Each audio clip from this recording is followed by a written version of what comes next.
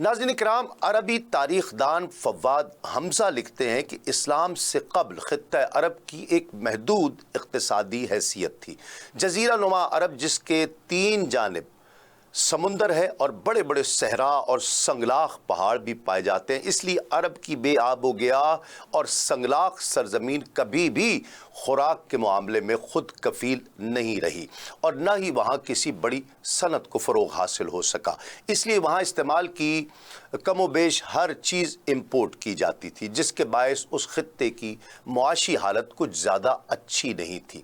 تاہم یہ پورا منظر نہیں ہے، بلکہ ملک میں کہیں کہیں قابل کاشت زمینیں بھی موجود تھیں، بالخصوص جو ساحلی مقامات تھے وہ سرسبز و شاداب تھے، مثلا یمن، عمان، حضر الموت وغیرہ، جہاں کے لوگ بیش قیمت لوبان کی کاشت کیا کرتے، جس کی وجہ سے صدیوں تک جنوبی عرب کے تاجروں کو لوبان کی تجارت کی اجارت داری حاصل رہی، مونوپلی رہی۔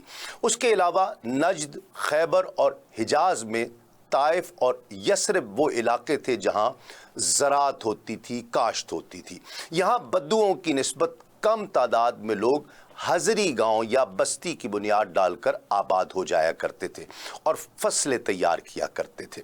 ناظرین گرامی قدر، اس وقت کچھ علاقوں کی پیداوار جیسے کھجور، پھل، جانوروں کے چمڑے وغیرہ کی تجارت بھی ہوا کرتی تھی۔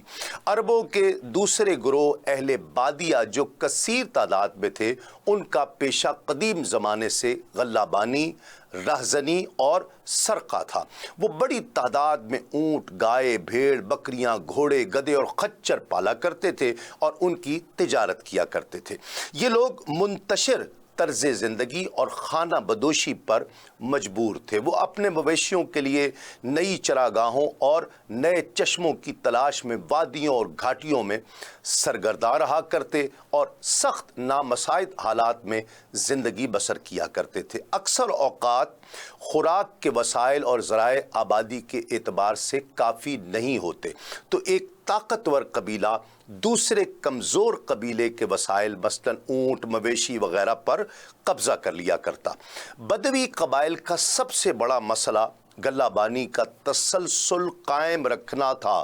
چراگاہوں اور آبی چشموں پر قبضے کے لیے ان میں آئے روز جنگ و جدل کا بازار گرم رہا کرتا تھا۔ اہل عرب کو جس چیز سے زیادہ انکم ہوئی تھی، آمدن ہوئی، وہ جنگوں کے اموال غنیمت اور غلام تھے۔ اس کے ساتھ اس زمانے کی معاشی سرگرمیوں میں تجارت، زراعت، صنعت گری، یہ سب شامل رہا ہے۔ ناظرین کرام، یہ قصہ آگے بڑھتا ہے اور اب ہم ان سرگرمیوں کی کچھ تفصیل بیان کرتے ہیں کہ ابو الحسن ندوی اپنی سیرت کی کتاب میں بیان فرماتے ہیں کہ تجارت کو عربوں کی معیشت کی بنیاد اور ریڑھ کی ہڈی سمجھا جاتا تھا۔ دنیا کی دوسری اقوام میں عرب قوم کا تعارف ایک تجارت پیشہ قوم کے طور پر تھا۔ اگرچہ وہاں کاشتکاری، صنعت و حرفت بھی پائی جاتی تھی، مگر عرب کے پہاڑوں، ریگستانوں یا یوں کہہ لیجئے کہ جغرافیائی حالات نے وہاں کے باسیوں کا رخ تجارت کی طرف پھیر دیا تھا آٹومیٹکلی۔ مدینہ منورہ اور طائف اپنے پھلوں کے باغات اور اناج کی کاشتکاری کی وجہ سے مشہور ہوا کرتے تھے۔ مکہ مکرمہ جو کہ اسلام سے پہلے بھی مرجع خلائق تھا، مقدس تھا، بہت سارے لوگ دنیا کے دور دراز علاقوں سے حج اور زیارت کے لیے وہاں آیا کرتے تھے اور اپنے ساتھ اپنے علاقوں کی اشیاء لا کر وہاں پر بیچا کرتے تھے اور یہاں سے اپنے ساتھ مختلف اشیاء خرید کر اپنے علاقوں میں لے جایا کرتے تھے۔ اس لحاظ سے مکہ المکرمہ کو ایک بین الاقوامی تجارتی منڈی کا درجہ حاصل تھا۔ خصوصاً شہر حرم میں جب کبھی جنگ بندی ہوتی تو لوگ جوق دور جوق بازاروں کا رخ کیا کرتے تاکہ اپنی ضرورت کی اشیاء خرید سکیں۔ حج کے زمانے میں یہ تجارت بہت بڑی شکل اختیار کر لیا کرتی۔ دوستو، مکہ المکرمہ میں ایک متمدن علاقہ ہونے کی وجہ سے تمام اشیاء ضرورت موجود تھی۔ ان میں سے اہم اشیاء کے الگ سے بازار لگا کرتے تھے جن کے نام تاریخ کی کتب میں محفوظ ہیں، مثلاً سوق العطارین جسے خوشبو منڈی کہا جاتا تھا، سوق الفاکہہ جسے فروٹ منڈی کہا جاتا تھا، کھجوروں کا بازار، اور پھر اس کے علاوہ البزازین مارکیٹ۔ اسی طرح جوتے بیچنے والوں کے الگ سے ٹھیلے ہوا کرتے تھے اور اجناس کی فروخت کے لیے الگ سے ایک میدان مختص کر دیا جاتا تھا، جس سے اہل مکہ کے تجارتی کاروبار کے عروج کا اندازہ کیا جا سکتا ہے۔ ناظرین کرام، عربوں کی معاشی صورتحال پر روشنی ڈالتے ہوئے ممتاز مورخ ڈاکٹر عبداللہ لکھتے ہیں کہ اس وقت تجارت کے 3 بڑے روٹ ہوا کرتے تھے۔ ایک راستہ تو خشکی کا تھا جو ایران کی طرف سے عراق اور شام سے ہوتا ہوا جایا کرتا۔ قرآن مجید نے اسی راستے کو امام مبین یعنی ظاہر راستہ کہا ہے۔ عرب کی تمام بڑی بڑی آبادیاں اسی تجارتی گزرگاہ کے دائیں بائیں واقع تھیں۔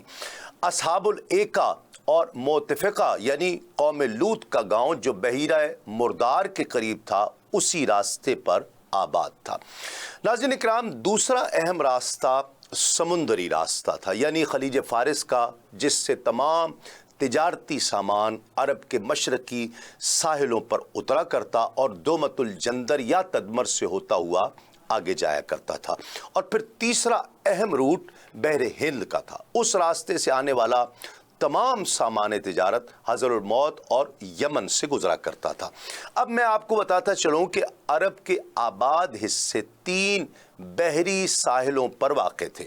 خلیج فارس پر بحرین اور عمان، شمال میں بحیرہ عرب پر حضر موت، اور یمن اور مشرق میں بحیرہ احمر پر حجاز اور مدین واقع ہیں۔ یہ علاقے دنیا کے بڑے بڑے ممالک کے آمنے سامنے واقع ہیں۔ عمان اور بحرین ایران اور عراق سے متصل ہیں۔ یمن اور حضرموت کے خطے افریقہ اور ہندوستان سے جڑے ہوئے ہیں۔ اسی طرح ناظرین کرام، حجاز کے سامنے مصر اور اس کے بازو میں بحیرہ روم کا ملک شام ہے۔ یہی وہ جغرافیہ ہے جس کی وجہ سے زمانہ قدیم سے ہی عربوں کا بین الاقوامی تجارت کے ساتھ گہرا ربط رہا ہے۔ ان طبعی سہولتوں کی وجہ سے ان 3 راستوں پر عرب ہی آباد تھے۔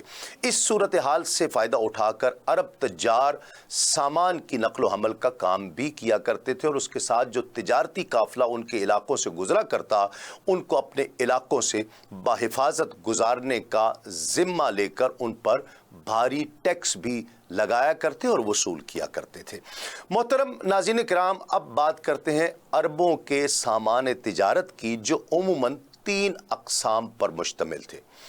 اہل یمن کھالوں کی بہت عمدہ دباغت یعنی ان کو پریزرو کیا کرتے تھے، اور دلچسپ بات یہ ہے کہ ان کا عقیدہ تھا کہ دباغت کا یعنی کھالوں کو پریزرو کرنے کا یہ کام ستارہ سہیل جو یمن کے مقابل طلوع ہوتا ہے اس کی روشنی میں کرنا سعادت ہے۔ اسی طرح طائف میں بھی دباغت کا فن بہت ترقی کر چکا تھا، اس لیے چمڑے کی تیاری، زین پوش وغیرہ کی تیاری کا کام بھی عربوں کی تجارت میں نمایاں دکھائی دیتا ہے۔ اسی کی ایک مثال بتاتا چلوں کہ مکہ سے ہجرت کر کے جانے والے مسلمانوں کو حاصل کرنے کے لیے قریش نے شاہ حبشہ کو دیگر چیزوں کے ساتھ یہی کھالیں تحفے میں دی تھیں۔ یمن میں ہی مسالہ جات اور خوشبودار چیزوں یعنی لوبان، زعفران، عطریات وغیرہ کی کاشت بھی ہوا کرتی تھی۔